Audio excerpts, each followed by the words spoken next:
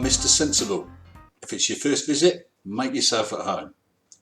If you've been here before, welcome back, guys.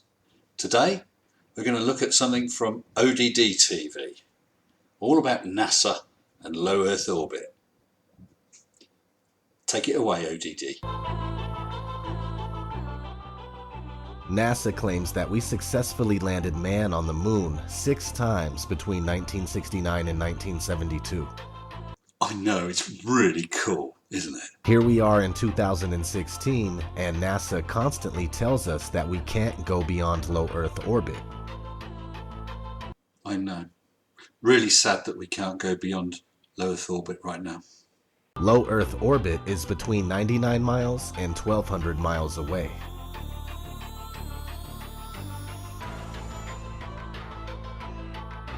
The moon is claimed to be 238,000 miles away. That's a big difference. Well, it varies between 225,000 and 252,000 miles away. But it does average about 238,000 miles away. And yes, that's a big difference from low Earth orbit. What's your point? 1. NASA's next spacecraft, already being built and tested across America, will do those things and more. This is the spacecraft that's going to take humans to explore the solar system. It's the next big step for NASA in exploration. Called the Orion Multipurpose Crew Vehicle, or MPCV, this next-generation spacecraft will enable America to explore beyond low Earth orbit. Yeah, excellent. They're working on Orion, so we can go beyond low Earth orbit again. Great stuff.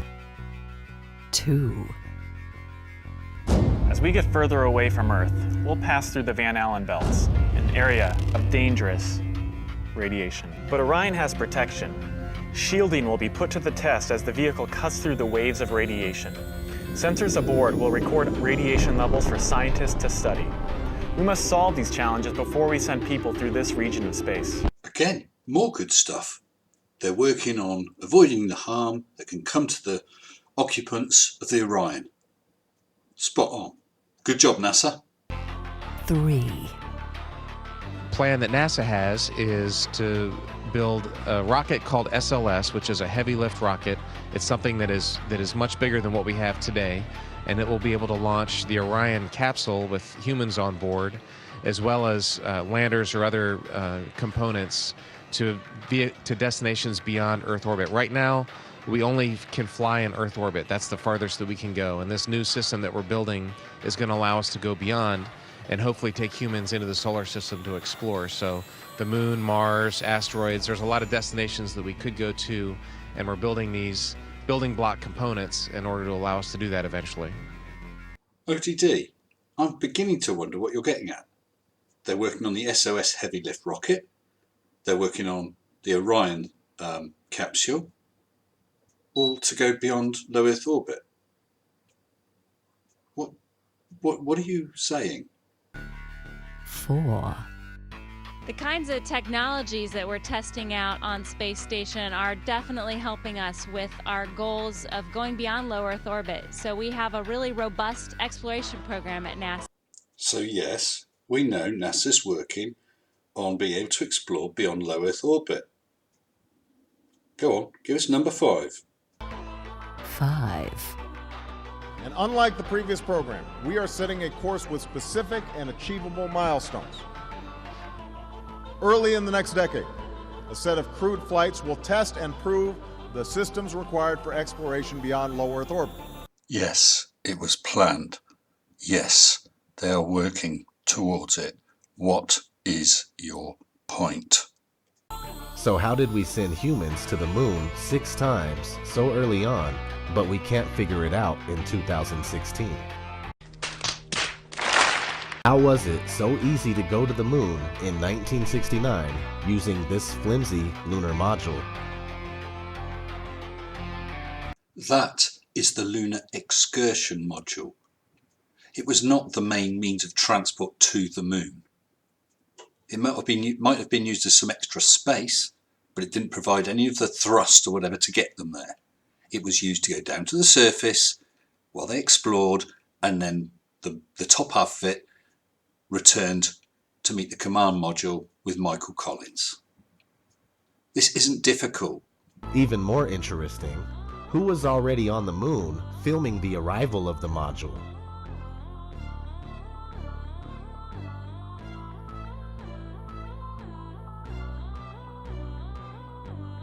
With each of the moon landings, someone remained in the command module. The other two astronauts were in the lunar excursion module.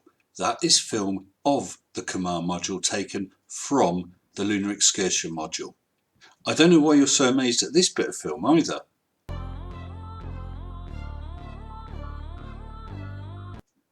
That's an astronaut filming the second astronaut coming down. I don't know why you're assuming that the astronaut coming down the ladder is the first astronaut. Look towards the right, towards the horizon. You can see a piece of equipment that's already set up. In the foreground, you can see a big shadow of a dish. And what's that in the middle? Loads of bloody footprints.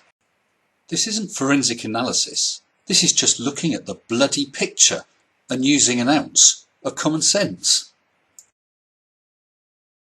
Was it the same person who stayed back on the moon and filmed the departure of the module? Stage pushed. Mission arm is S. Okay, I'm going to get to pro. 99, proceeded. 3, 2, 1. Ignition. Right away, Houston. Vector grid. Ag side.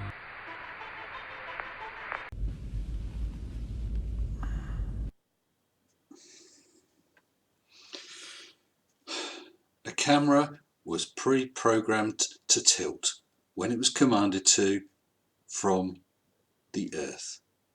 Just wondering. This is ODDTV. Thanks for watching. And this is Mr. Sensible. Thanks for nothing, ODD. It's fine to not know something. It's fine to misunderstand something. But if you're going to post YouTube videos implying or even stating that these things are fake, then you better be able to back it up with some evidence. Not the flimsiest, like your photograph, which shows the bloody footprints. You have a total lack of understanding of what happened, or you're being disingenuous. I'll give you the benefit of the doubt, but be more careful before you post this crap. Shocking. Well, that wraps it up for today. If you haven't already, please make a nomination in the Conspiratard Cheese Awards. I want more to choose from. It's going to be fun. And I'm fast approaching 350 subscribers, which is where I was going to close nominations. I'll put a link in the description. If you haven't already, please consider subscribing. You can just click the little icon down in the corner. It's been great having you here again today. Until next time, stay sensible. Shut up and sit down.